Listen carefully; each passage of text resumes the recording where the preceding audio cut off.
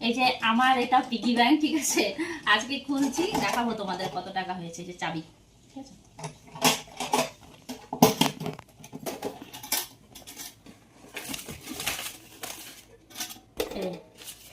এটা আগে থেকে ছিল।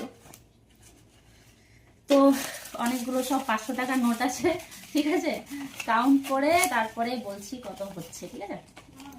তো দেখতে থাকো ভিডিওটা, স্কিপ করে যাবে না, নাহলে কিন্তু জানতে পারবে না কত টাকা আছে। হ্যাঁ, এই যে সব টাকাগুলো এক জায়গায় করলাম, ঠিক আছে। এগুলো 500 টাকা আছে, ও এখানে আরো দুটো 500 টাকা আছে। তো এগুলো কাউন্ট করে বলছি কত হয়েছে, ঠিক আছে।